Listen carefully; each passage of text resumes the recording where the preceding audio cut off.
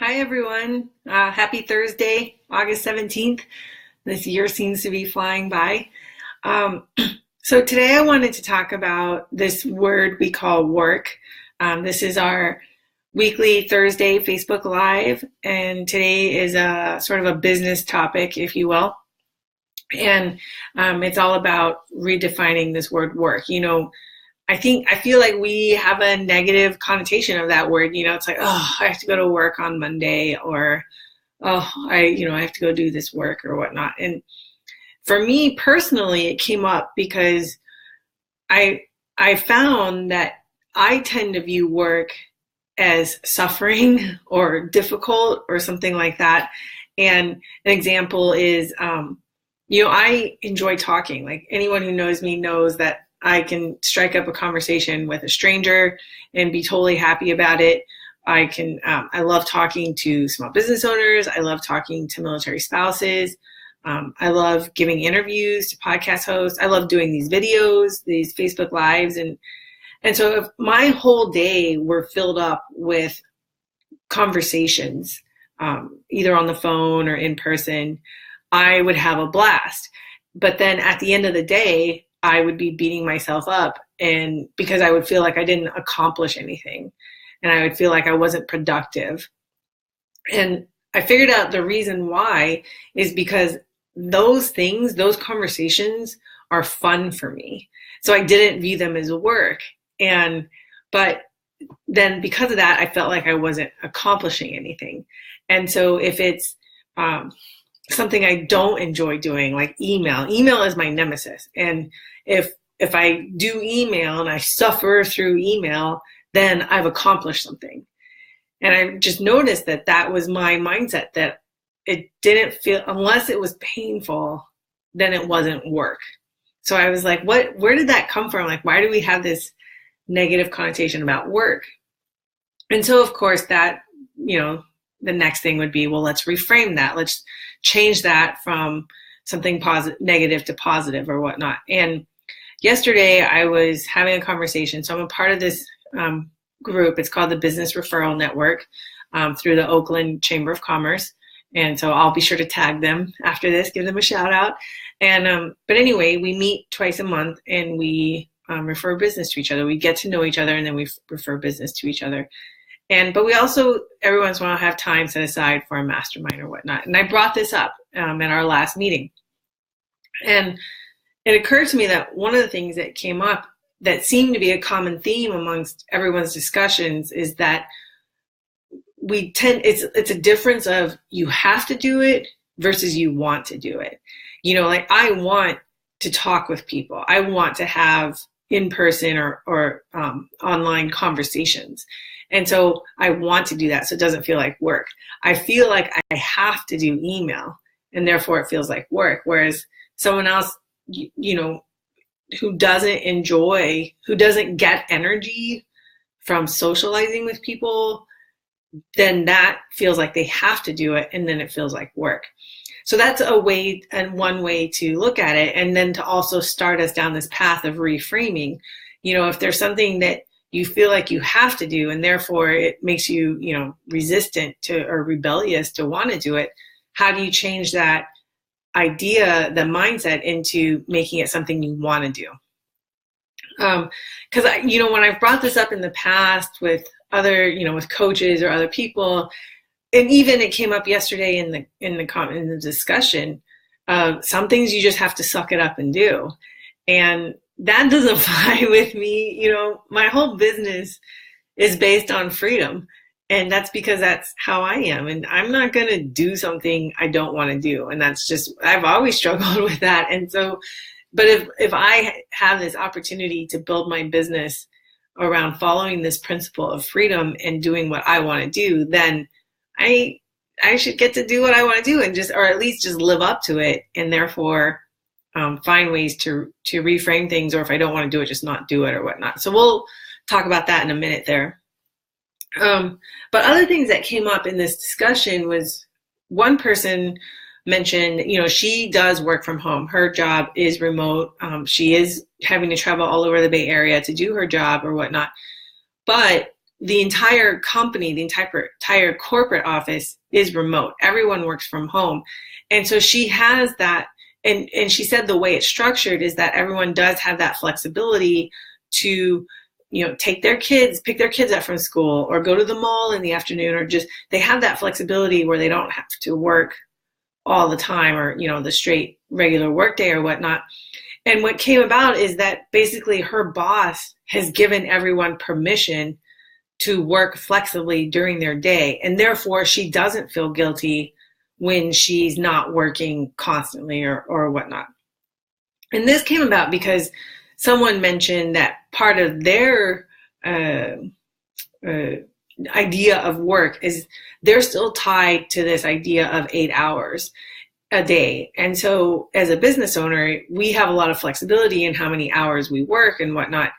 But she still has this belief that she has to work 8 hours a day in order for it to have been a productive day or a good day, or to feel that she has accomplished something. So whenever she's not working 8 hours, she beats herself up and feels really guilty about it and things like that.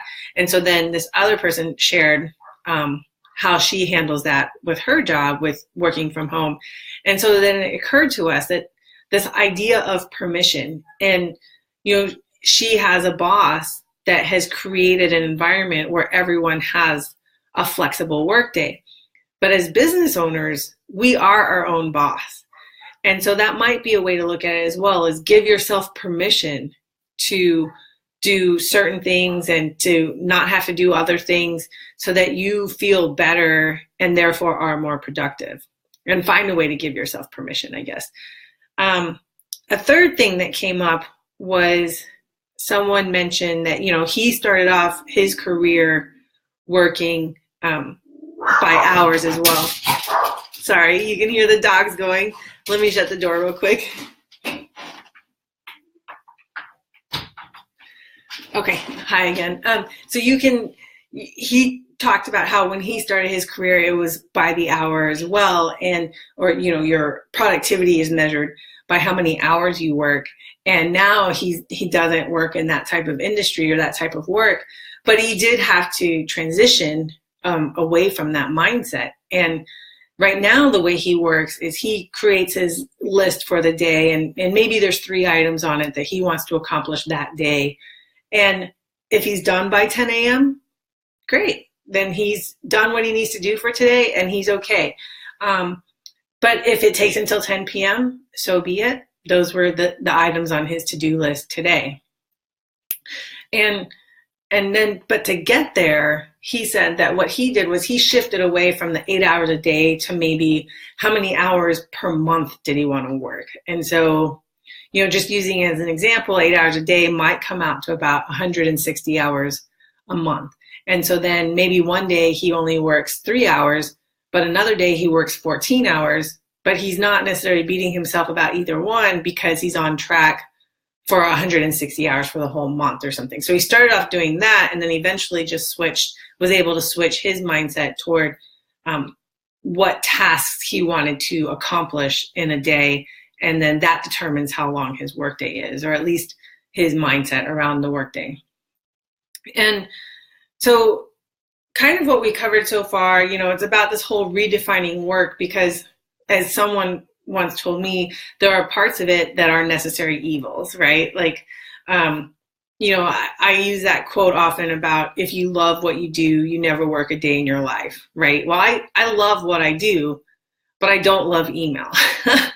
My nemesis, email. And so how do I get away from email, or how do I get my mindset around it? And sometimes people are like, well, you just have to view it as a necessary evil and just suck it up and do it. And like I said, that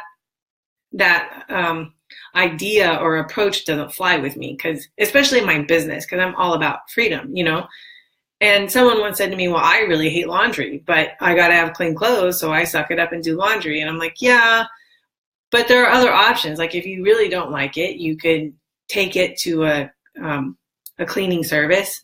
You could have someone come in and do your laundry for you, or you could just constantly buy new clothes. Like, you could, wear once and then throw it away or whatnot. And so there are other options aside from sucking it up, right? Now, some of those are cheaper than others, and it depends on what you can afford, not necessarily what you can afford, but what your willingness to put money toward. And it's the same thing in your business as far as, what you're willing to tolerate and what you're not willing to tolerate, and how can you get around it as far as tolerating it, right? So one is shifting that mindset from I have to I want to. One is giving yourself permission. Another is shifting your approach to measuring time. So, from the 8-hour day to a 160-hour month, or shifting it to focus on tasks rather than time. And then some of the things I've done, or I think the big thing though is like when he mentioned, like if I only have 3 things on my to-do list and I get all 3 done, regardless of what time it is, then I feel okay about my day. But I said, how do you just put it to 3? Like, how do you not continually add to it so there's like 11 or 20 items on there, and therefore you never finish? And of course, he said, well, that's the risk that we all run. That there's always something more to do, right? And that just reminded me of, I saw this Facebook meme a few days ago, and it was, I don't want to find more time to accomplish more.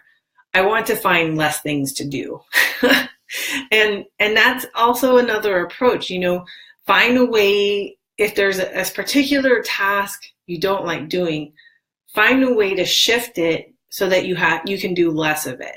And one is being reducing what goes into that task, and another might be outsourcing the completion of that task, right? So as an example, and this will be actually another video that I'm planning, is for me, how do I reduce the amount of emails I get, since I don't like email? And so that'll be a whole other video about the different things I've done to reduce the amount of emails I receive. But that's one of the things I've done, is I have taken steps to reduce the amount of emails I receive, and at least that I need to respond to. And it's not just unsubscribing. There's a lot more than that. And sometimes it's happened by accident where, for example, at the end of every pay period, the Freedom Makers send their hours to me, and I use that to update the clients and whatnot. And I didn't realize that, that's basically a whole bunch of emails twice a month. And for another reason unrelated to email, I created an online form for them to submit their hours. And the added benefit that I was not anticipating is that now I don't have to go through email to process payroll and to update clients or whatnot. I just go through this form. And so then now that has me thinking, well, I currently update clients where their balance of hours are. And I do that through email. So now I'm like, okay, is there another way to do it that I can update clients without having to do email? And so I'll explore that. So that's an example of how I've reduced the number of emails that I need to respond to or interact with or whatnot, which then makes email less painful, and I can shift it from something I have to do to something I want to do. And then, of course, the other option is to outsource something altogether. I think for me, at least, part of the issue was recognizing that outsourcing is okay, in the sense that there were things that I delegated that, now we have an internal team that handles that, they're not rocket science to get done. So part of me is like, admitting that I don't want to do it or that I'm not good at it is it's almost like a pride thing or whatnot. Like, it's not that hard. Why does it stress me out so much? And realizing that just because it's not rocket science doesn't mean it's not easy, or it's not something you enjoy. And so there have been a couple recurring tasks that our internal team handles. And I mean, it's only a handful of hours a month, but it totally just lifted a huge weight off my shoulders that I didn't have to do it anymore. And so that's been really helpful for me as well. And so to recap, shifting away from this idea about how we view work and what we need to, having this negative connotation around work or around different tasks that we need to be done, or how much we need to work and things like that. And just, if you're like me, where if you're having fun, then it doesn't feel like work, then you have to also teach yourself to recognize that even though you had fun, you did accomplish something. And so be proud of that. And then also, give yourself permission to work the way you want to work, figuring out a way to look at how much time you're working in a way that supports you and doesn't make you feel bad. And then finding ways to reduce the tasks that you don't like doing, including outsourcing them. All right, so I will put in a link or a tag to the Business Referral Network, and I'll summarize this when I upload it to YouTube. And I hope this is helpful for you. If this does give you any epiphanies, feel free to put it in the column section or the comment section, and we can continue this conversation. Otherwise, I wish you a great rest of the week and a happy weekend. Stay safe out there, and we'll talk soon. All right, thanks. Bye.